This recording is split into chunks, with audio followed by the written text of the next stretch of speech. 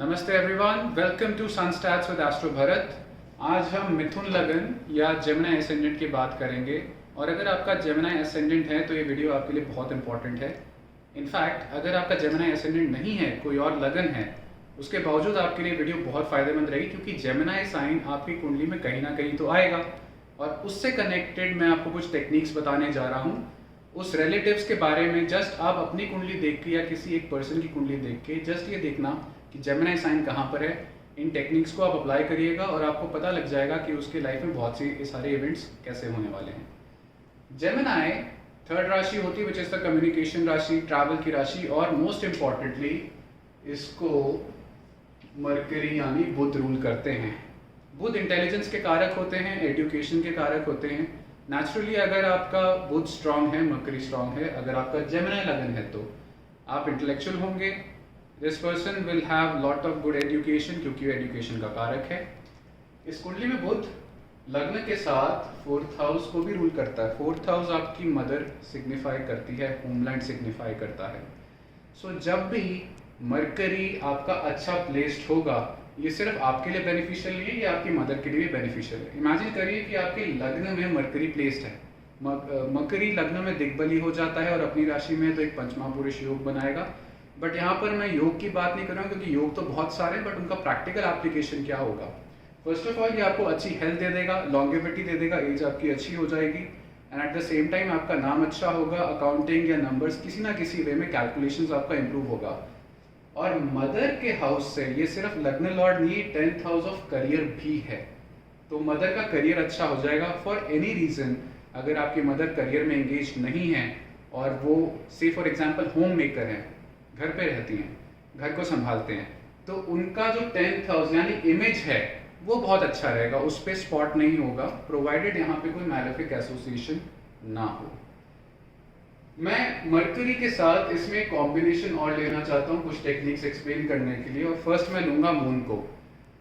Fourth house को हम moon से भी देखते हैं क्योंकि जो चंद्र होता है मन का कारक होता है, ओरिजिनली वो फोर्थ हाउस में प्लेस्ड होता है। तो फोर्थ हाउस से हम मन को देखते हैं और मून से भी हम मन को देखते हैं।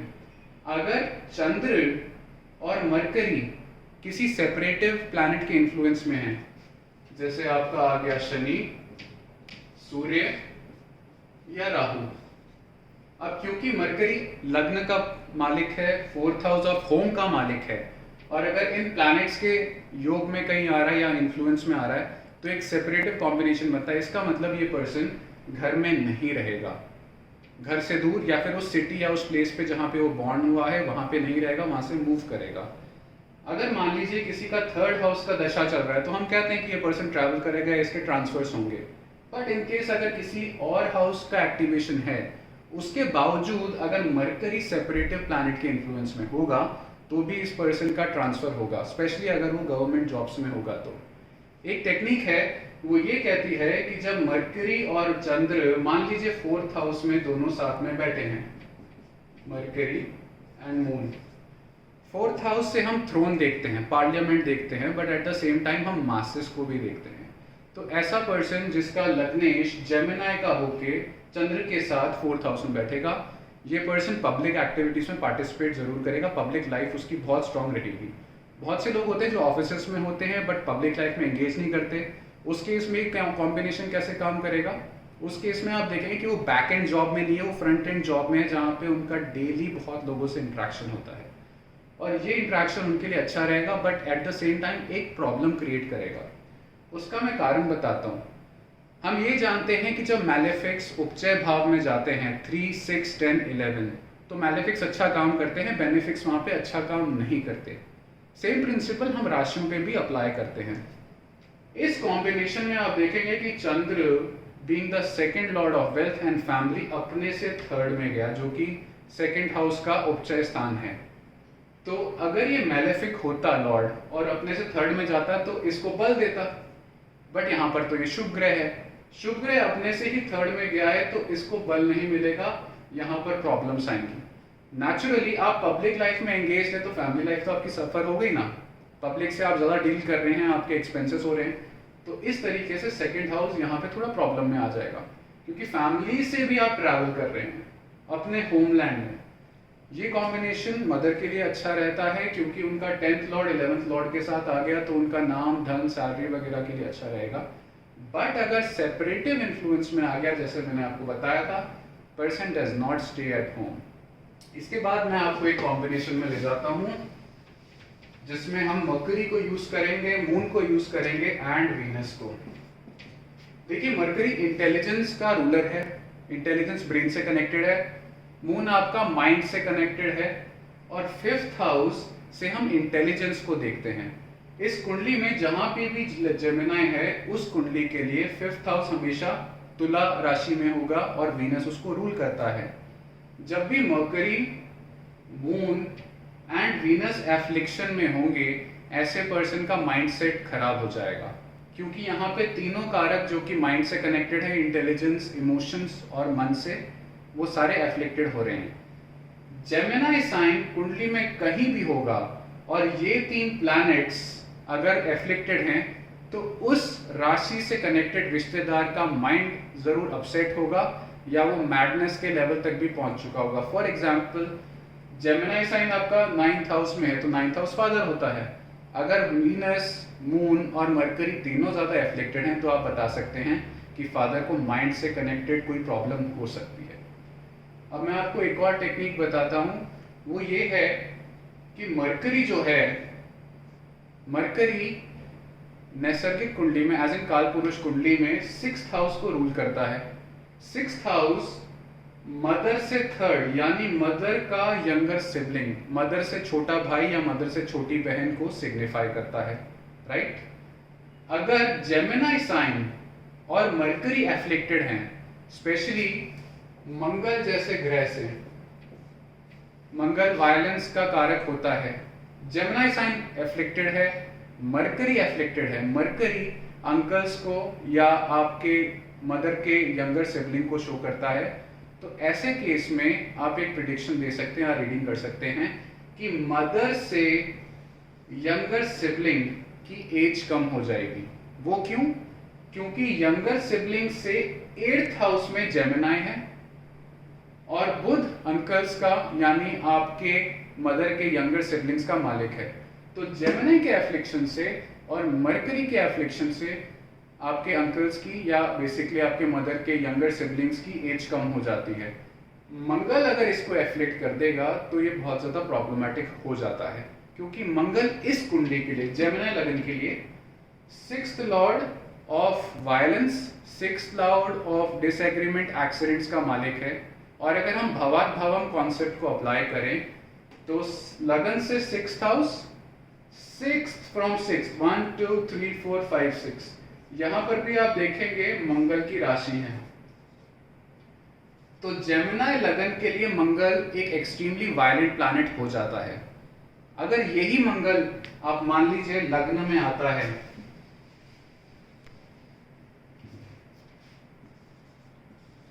तो क्या होगा? मंगल जो कि वायलेंस को शो कर रहा है, वो लग्न में आने से पर्सनालिटी वायलेंट हो जाएगी। बट ये मंगल अपनी चौथी दृष्टि से 4th हाउस ऑफ माइंड को भी एफ्लिक्ट करेगा। उसके साथ साथ अगर मंगल किसी भी तरीके से चंद्र को भी एफ्लिक्ट कर लेता है, मान लीजिए चंद्र आपका यहां पर है और मंगल मून को एफ्लिक्ट कर रहा है, लग्न को एफ्लिक्ट कर रहा है और 4th हाउस को भी एफ्लिक्ट कर रहा है, ऐसे पर्सन अपने नेचर से बहुत वायलेंट हो जाते हैं।